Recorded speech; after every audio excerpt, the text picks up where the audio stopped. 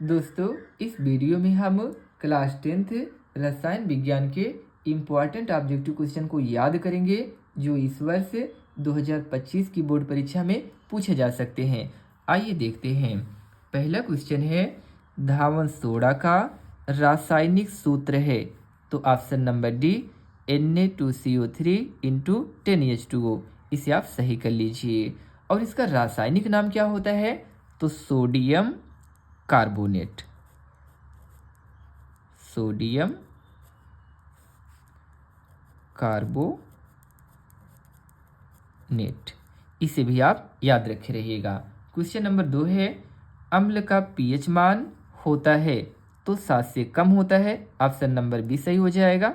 इसे आप सही कर लीजिए। देखिए दोस्तों, पीएच का फुल फॉर्म होता है पोटेंशियल ऑफ हाइड्रोजन।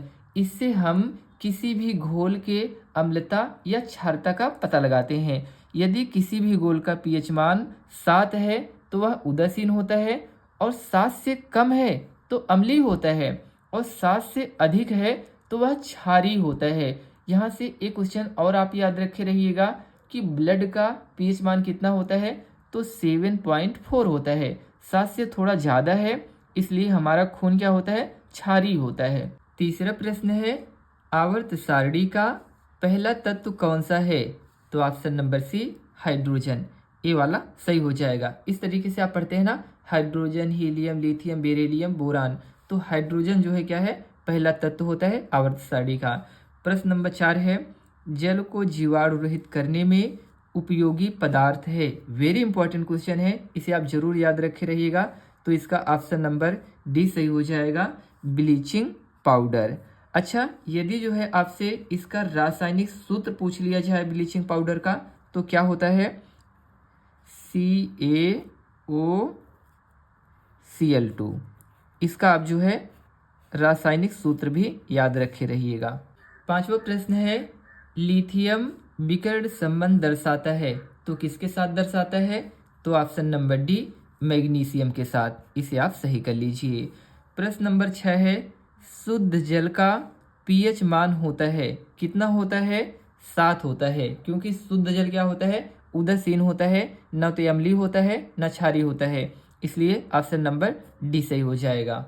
7वां प्रश्न है, निम्नलिखित में से कौन सी धातु अम्ल से हाइड्रोजन विस्थापित नहीं करती है? वेरी इंपॉर्टेंट क्वेश्चन है, इसे आप जरूर याद रखे रहिएगा। Option number C copper. देखिए दोस्तों, कॉपर अम्ल से क्रिया करने पर हाइड्रोजन विस्थापित नहीं करती है, इसे आप जरूर से याद रखे रहिएगा। 8वां प्रश्न है, एंटीमनी है। एंटीमनी एक उपधातु होती है, इसका भी ऑप्शन नंबर सी सही हो जाएगा। इसे आप सही कर लीजिए। 9वां प्रश्न है, प्लास्टर ऑफ पेरिस का रासायनिक नाम है। तो option number C calcium sulphate hemihydrate. इसे आप सही कर लीजिए। अच्छा, यदि आपसे जो है इसका रासायनिक सूत्र पूछ लिया जाए तो इसका रासायनिक सूत्र क्या होता है? CaSO4 into half H2O। इसे भी आप याद रखे रहिएगा। 10वां प्रश्न है, एल्काइन का सूत्र है। Option number A C3H4। इसे आप सही कर लें।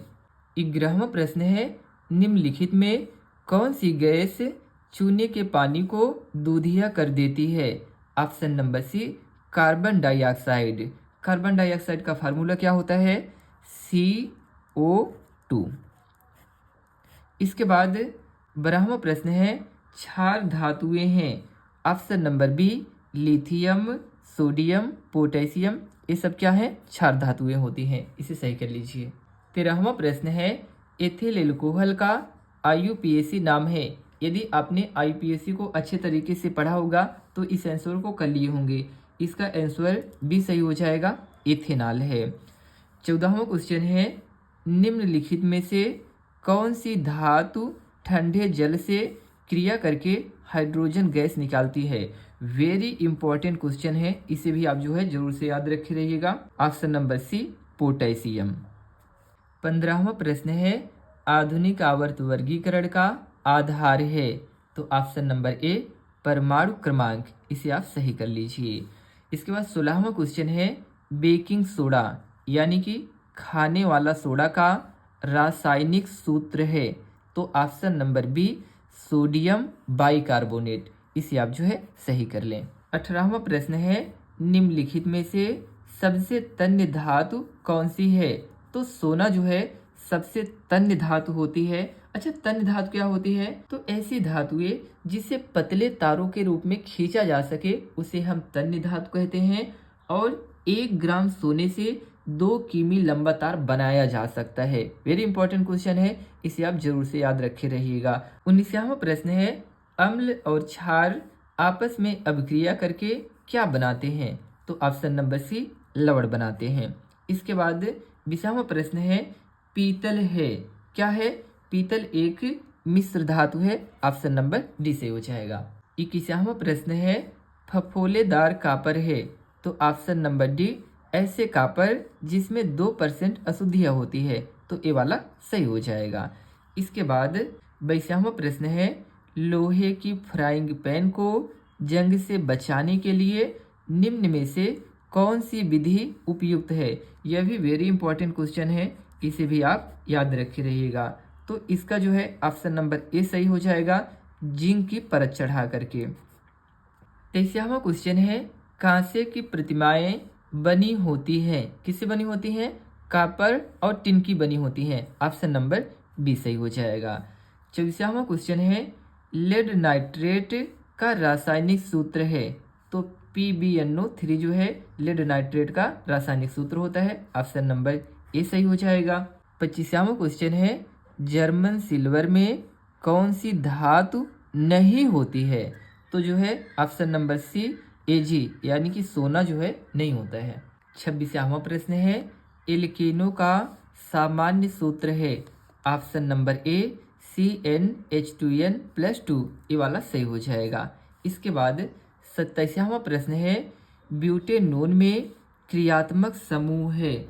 ऑप्शन नंबर बी सही हो जाएगा, इसे सही कर लीजिए। 28वां प्रश्न है निम्नलिखित में से किस यौगिक में एल्कोहली समूह उपस्थित है? Option number B CH3CH2OH।